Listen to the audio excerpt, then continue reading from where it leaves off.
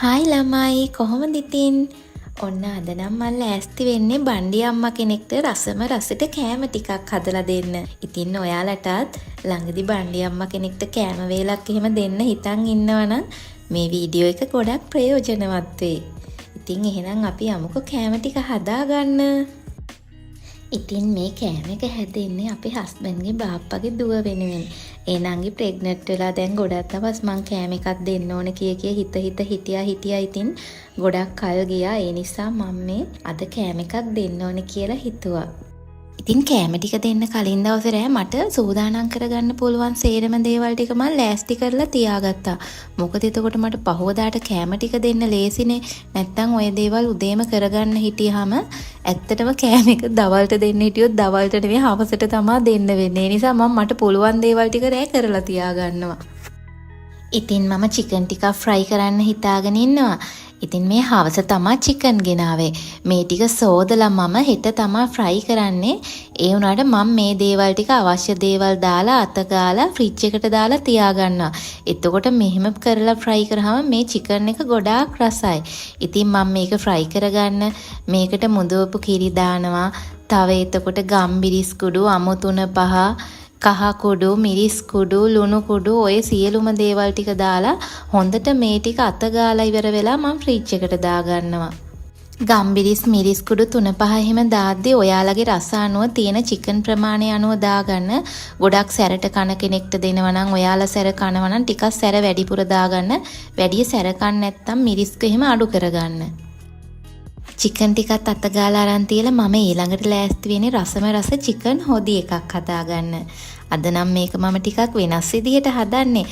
බලමුකෝ කොහොමද හදන්නේ කියලා. මම බ්ලෙන්ඩර් කප් එකක් අරගෙන කපාගත්ත ලූණු, සුදු ලූණු, අමු මිරිස්, ඉඟුරු, තක්කාලි, නයි මිරිස්, සේර, රම්පේ, කරපිංචා මේ ඔක්කොම දේවල් දාගන්නවා. මේකට මම තව එකතු කරන විශේෂ දෙයක් හීනියට කපාගත්ත චිකනුත් මෙන්න මේ මිශ්‍රණයටම එකතු කරගන්නවා. දැන් ලෑස්ති වෙන්නේ මේ ටික ඔක්කොම බ්ලෙන්ඩර් කප් එකේ හොඳට අඹර ගන්න. මේ ටික මෙන්න මේ වගේ ගාන වෙන්න අඹර ගත්තට පස්සේ මම මේකට තව උළුහාල්, සෝදුරු, කරාඹු නැටි, එනසල්, කුරුඳු පොතු ඒ ටිකක් දාලා ආපහු සැරයක් පොඩ්ඩක් මේ ටිකත් පොඩි වෙන්න අඹර ගන්නවා. දැන් මම තාච්චියක් ලිපේ තියලා තෙල් චුට්ටක් වැඩිපුර දාලා මේ අඹරගත්ත මිශ්‍රණය ඔක්කොම මේ තාච්චියට දාලා තෙලේ පොඩ්ඩක් එහාට මෙහාට කරලා බැද ගන්නවා යන්තම්.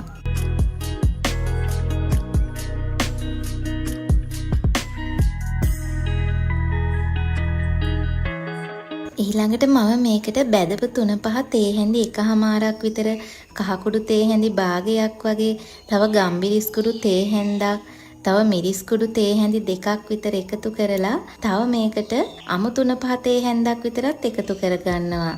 තව රස අනුව ලුණුත් එකතු කරගන්න. මිරිස් දාද්දී ඔයාලගේ සැර අවශ්‍ය ප්‍රමාණය බලලා දාගන්න. ඉතින් මේ ටික ඔක්කොම දාලා හොඳට මේ මිශ්‍රණෙත් එක්ක කලවම් කරලා බැදෙන්න අරිනවා.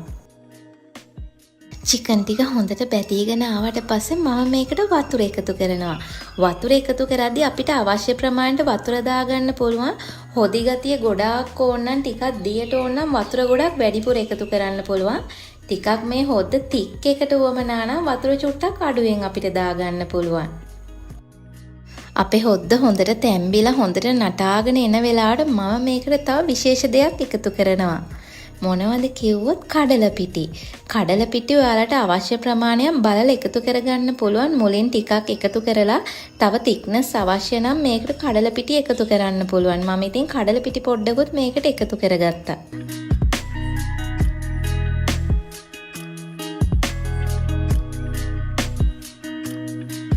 ඔන්න ඉතින් මගේ චිකන් හොදි එකක් දැන් රෑම හදලා ඉවර කරා.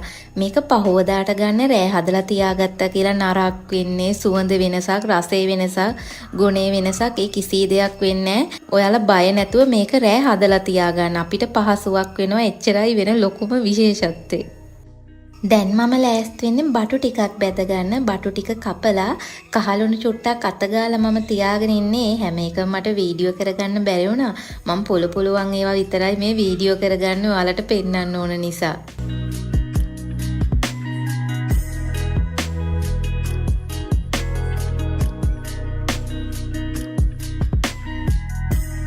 බටු බදින කියන ඉතින් කියන්න විශේෂත්වයක් නැහැ. තාච්චියක් ලිපේ තියලා ඉතින් මම මේ බටු ටික ගොඩාක් කර වෙන්න බැදගන්නේ. මේ කෑම හදන්න සාමාන්‍ය ගානට බටු ටික බැදගත්තාම හොඳටම ඇති. බටු ටිකත් බැදලා ඉවරලා මං ඊළඟට තම්බ ගත්ත කඩල ටිකක් බැද ගන්නවා. උදේ මම කඩල පෙඟෙන්න දාලා ගිය ආව ගමන් ප්‍රෙෂර් කුකර් එකේ කඩල ටික තැම්බෙන්න තිබ්බා. ඉතින් මට හෙට වැඩේටත් කඩල වලින් කොටසක් උවමනා වෙනවා. ඒ කඩල ටික අරන් තියලා ඉතුරු කඩල ටික මම මේකට ගත්තා. කඩල අපි බැදගන්නේ හොඳටම කර වෙන්න නෙවෙයි. කඩල එක යාන්තම් තෙල් එකට දාලා පොඩ්ඩක් එහා මෙහා කරලා ගන්නවා. දැන් මම මැටි තාච්චියක් ලිපේ තියලා ඒකට තෙල් පොඩ්ඩක් දාගෙන ඒකට හීනියට ලියාගත්ත සුදු ලුණු බික් 3-4ක් විතර එකතු කරගන්නවා. තව එනසල් ඇට 2-3ක් කුරුඳු පොතු කෑල්ලක් එහෙම එකතු කරලා හොඳට පොඩ්ඩක් බැද ගන්නවා. ඒ ටික යන්තම් බැදෙද්දි මම මේකට ලොකුවට කොටු කපාගත්ත බීලුණු ගෙඩි 2ක් විතර එකතු කරගන්නවා. තව රම්පේ කරපිංචා දෙකත් එකතු කරලා මේ ටිකත් යන්තම් පොඩ්ඩක් බැදෙන්න අරිනවා.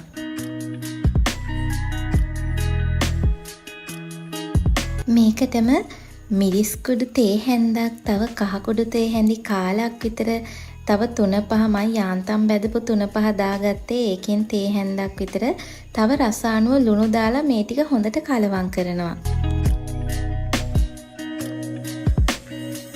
ඒත් එක්කම තව මම මේකට කපාගත්ත අම මිරිස් කරල් 4ක් විතරත් එකතු කරගන්නවා. මේවා ටිකක් පල්ලා තමා ගත්තේ. මෙහෙම දිගට පළලා ගත්තාම ගොඩක් රසයි මේ කෑම එක හදද්දි.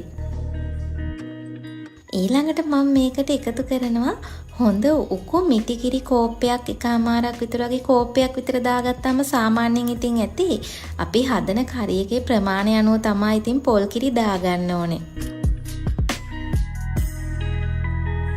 පොල් කිරි එක පොඩ්ඩක් හොඳට කලවම් කරලා කිරි එක හොඳට නටාගෙන ඉද්දි මේකට මම එකතු කරනවා අපි ඉස්සෙල්ලා බැදගත්ත කඩල ටිකයි බටු ටිකයි. මේ ටික දාලා ඉවර වෙලා චුට්ටක් මේ කිරි එක හිඳිලා මේ කඩල බටු වලට හොඳට මේ කිරි ටික උරා ගන්නකම් අපි පොඩ්ඩක් කලවම් කර කර ලිපේ තියා ගන්න ඕනේ. මේ බලන්නකො ඉතින් දැන් අර කිරි ටික එහෙම හොඳට හිඳිලා තෙල් පෑදෙන්න ලස්සන රස පාටකට මේ කරි එක හදලා තියෙනව නේද? ඉතින් මේ වෙලාවට අපි ලිප ඕෆ් කරගන්න ඕන. දැන් ඉතින් මගේ බටු කඩල කරි එකත් හදලා ඉවරයි. ඔන්න ඉතින් මම රෑ චිකන් හොදි එකයි බටු කඩල කරි එකයි තව හෙට උදේට බැද ගන්න අවශ්‍ය චිකන් ටිකත් මැරිනේට් කරලා තියාගත්තා. දැන් නම් ඉතින් මම නිදා ගන්නවා. ඉතුරු වැඩ ටික හෙට තමයි. අද මං ඉතින් මේ හදන්නේ මොනවද කියලා ඔයාලට කියන්නත් බැරි වුණානේ. මං අද බිරියානි එකක් තමයි මේ බණ්ඩි අම්මට දෙන්න කියලා ලෑස්ති වෙන්නේ. ඉතින් බිරියානි වලට දාන්න මිංචි කොළ, කොත්තමල්ලි කොළ කඩවල් වල හෙව්වා. ඉතින් ඒ මොනවත්ම තිබුණ නැහැ. මොකද මුස්ලිම් අවුරුදු දැන් දවසකට දෙකකට කලින් තිබුණ නිසා ඔක්කොමලා ඒ කට්ටිය අරන් ගිහිල්ලා මං හිතන්නේ යාලා ගොඩක් බිරියානි කනවනේ. ඉතින් ඒ කඩවල් වල හෙව්වා තිබුණෙම නැහැ. ඉතින් මම මේ උදේ නැගිටලා මුලින්ම ලෑස්ති වෙන්නේ සම්බල් එක හදාගන්න. මේකට මිංචි කොළ එහෙම තිබුණා නම් අනිවාර්යයෙන්ම දාන්න ඕනේ. නමුත් ඒ දෙකම නැති නිසා මම පුළුවන් විදියට හදාගන්නවා. ගාගත්ත පොල් වලට අමු මිරිස් ටිකක් වැඩිපුර දාලා, සුදු ලුණු බික් 2-3, තව පොඩි ඉඟුරු කෑල්ලක්, බී ලුණු ගෙඩියක් 2ක්, මේකට රතු ලුණුත් ඔයාලට දාගන්න පුළුවන්. රස අනුව ලුණු දාලා මේකට වතුර පොඩ්ඩක් එහෙම දාලා හොඳට ප්ලෙන් කරගන්න ඕනේ. ඉතින් මුලින්ම මේ සම්බල් එක මං හදාගත්තට මං අරයි යන වෙලාව වෙනකම් මේක හොඳට වහලා ෆ්‍රිජ් එකට දාගන්නවා. ගෙනියන වෙලාවට තමයි මම මේක එළියට ගන්නෙ. නැත්තම් මේකේ සුවඳ රසයෙන් පොඩ්ඩක් වෙනස් වෙන්න බලනවානේ. මොකද අපි ටෙම්පරාදුවක් මුකුත් දාන්නේ නැහනේ. ඊළඟට මම කරන්නේ බිරියානි කන්න උවමනා වෙන රයිතා සැලඩ් එක හදාගන්නවා. මේකට මම තක්කාලි කපලා අරගෙන තියෙනවා. තව අමු මිරිස්, ලුණු. ඔයාලට කියන්න තක්කාලි හොයාගන්න මාර කට්ටක් කෑවලමයි කීය දීලා ගන්නවා. තක්කාලි වැඩි නෑනේ. තියෙන තැන් වල තියෙන්නේ කුණු වෙච්ච, තැලිච්ච, සවුත් වෙච්ච ඒවා. බොහොම අමාරුවෙන් මම මේ තක්කාලි ටිකත් මේකට හොයාගත්තේ. ඉතින් මේ ටිකක් දාලා මේ ලුණු වරන් තියෙන්නේ කොටු කපලා ලොකු බී ලුණු එක. ඔයාලට මේකට රතු ලුණු ගන්නත් පුළුවන්, හීනියට කපලා ගන්නත් පුළුවන්. ඒ ටික දාලා මං අද මේකට මුදවපු කිරි එකතු කරන්නේ නැහැ. මයෝනීසුත් නෙවෙයි. මගේ ළඟ සැලඩ් ඩ්‍රෙසින් එකක් තියෙනවා. ඒක තමයි මේකට අද මම එකතු කරන්නේ. තව රසානුව ගම්බිරිස් කුඩුයි ලුණු කුඩුයි දාලා මං හැන්දකින් මේ ටික හොඳට කලවම් කරනවා. ඒකට ඉරලා මේකත් මං ෆ්‍රිජ් එකට දාගන්නවා යන වෙලාවට එළියට ගන්න. නැත්තම් මේ ලුණු එහෙම රස වෙනස් වෙනවනේ. මම අද චිකන් ටික ෆ්‍රයි කරගන්නේ තාච්චියේ නෙවෙයි එයා ෆ්‍රයර් එකේ. ඉතින් ඊයේ රෑ හොඳට අතගාගත්ත චිකන් ටික මම අරගෙන දැන් එයා ෆ්‍රයර් එකට දානවා.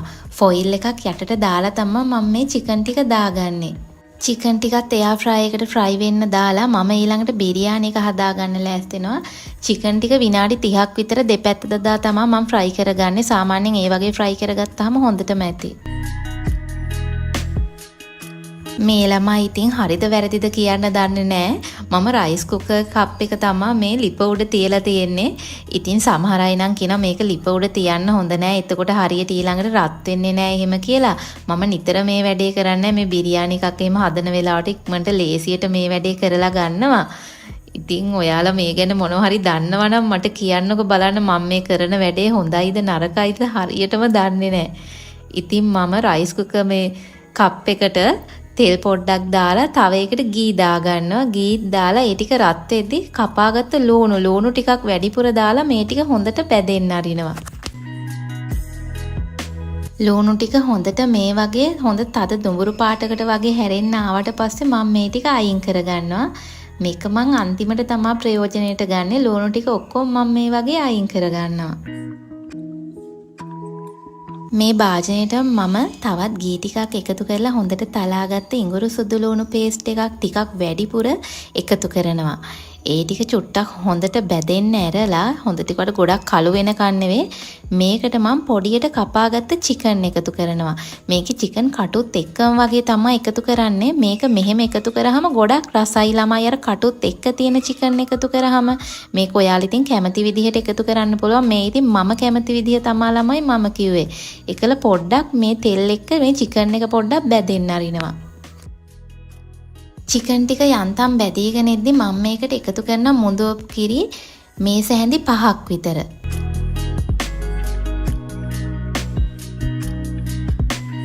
ඊළඟට මම මේකට බිරියානි පවුඩර් ග්‍රෑම් 50ක් විතර සාමාන්‍යයෙන් එකතු කරනවා. තව ලොකු බේකොල එකක් එකතු කරනවා. තව සාමාන්‍යයෙන් ලොකු කුරුඳු පොතු කෑලි දෙකක් විතර. තව ස්ටායනීස් බිරියානි මල් ඒකෙන් දෙකක් විතර එකතු කරාම ඇති. තව කරදමුංගු ඊළඟට එකතු කරන වසාවාසි එකක් විතර. තව තක්කාලි, අමු මිරිස්, කරපිංචා, රම්පේ, සේර, අල මේ දේවල් ඔක්කොමත් මේකට එකතු කරනවා. තව කරාඹු නැටි දෙක තුනකුත් මේකට මම දාගන්නවා. අල මම අරගෙන තියෙන ලොකු අලගෙඩි දෙකක් අරගෙන ටිකක් ලොකුවට කොටු කපලා තමා ගත්තේ. ළමයි මේ බත් එක හදාගatti ගොඩාක් හේනියට අල කපන්න බෑ. සාමාන්‍යයෙන් මේ ගානට හෝ මීට වඩා ලොකුවට අල ටිකක් ලොකුවට කොටු කපා ගන්න. ඒ කරලා මේ ටිකත් හොඳට කලවම් කරලා තව අපි තම්බගත්ත කඩල ටිකකුත් මේකට එකතු කරනවා. මම ඊයේ හවස තම්බගත්ත කඩල ෆ්‍රිජ් එකට දාගත්තා. ඒකෙන් කොටසක් මේකට එකතු කරනවා. මේ ඔක්කොම ටිකක් හොඳට කලවම් කරලා තැම්බෙන්න අරිනවා.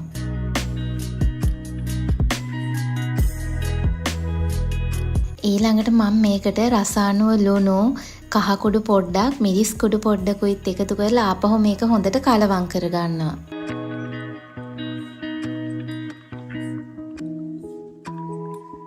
මම අද හාල් කිලෝ එකකින් බිරියානි හදාගන්නවා. ඉතින් මගේ මේ රයිස් කුකර් එකේ මේ මිශ්‍රණයේ හාල් කිලෝ එකයි දාලා බත හදාගන්න මදි කියලා මට දැන් අද හිතෙනවා. ඒ නිසා මම මේ චිකන් අල මිශ්‍රණයෙන් කොටසක් අයින් කරගත්තා. ඒ අයින් කරගෙන හාල් එකකින් කොටසක් දාලා තමයි අද බත් එක උයාගන්නේ. අනිත් එක මම ලිපේ වෙන භාජනයකට දාලා උයා ගන්නවා. අද මම බිරියානි එක හදන්න ගන්නේ බාස්මති හාල්. බාස්මති හාල් මම පැයක් විතර පොඟවලා තමයි මේ ගත්තේ. බාස්මති හාල් එක මේකට දාලා හොඳට නටව ගත්ත වතුර තමයි බත් එක උයා ගන්නත් මම දාගන්නේ. වතුර ගොඩාක් වැඩි කරලා දාගන්න එපා බිරියානි හදද්දි. මොකද මේ හාල් එක පොඟවලානේ තියෙන්නේ. වතුර පොඩ්ඩක් අඩුවෙන් තියාගන්න.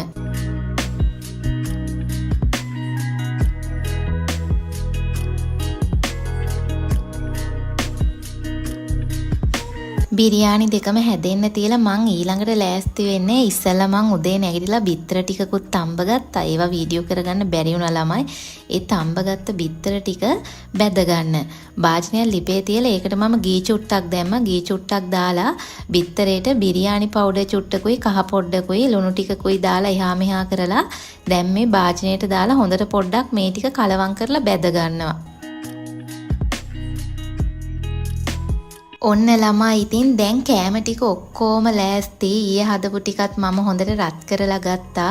බිරියානි ටිකත් හදලා ඉවරයි. ඔක්කොම දේවල් දැන් ලෑස්ති. දැන් මේ ටික බෙදාගෙන මට ඒ නංගිට ගිහිල්ලා කන්න දෙන්න තමා තියෙන්නේ. මම ඉතින් ගෙනියන කරීස් ටික වෙන වෙනම බෙදා ගන්නවා ළමයි. මොකද වෙන වෙනම බෙදාගන්නේ අපි බත් එකට මේවා දානට වඩා වෙනම දුන්නාම හොඳයිනේ.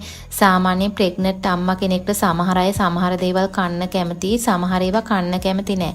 දැන් මේ අරයි යන ඒවා වුණත් අපි හොඳට රසට හදලා අරන් ගියාට එයාලට ඒ වෙලාවට මේක කන්න හිතේද නැද්ද කියලා අපි දන්නේ නෑනේ. ඒ නිසා වෙනම අරයි යනවා.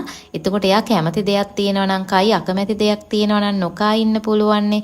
ඒ නිසා අම්මා කෙනෙක්ට මේ වගේ කෑම දෙද්දි පුළුවන් නම් වෙන වෙන මොතලා ගිහින් දෙන්න පුළුවන් නම් ගොඩක් වටිනවා.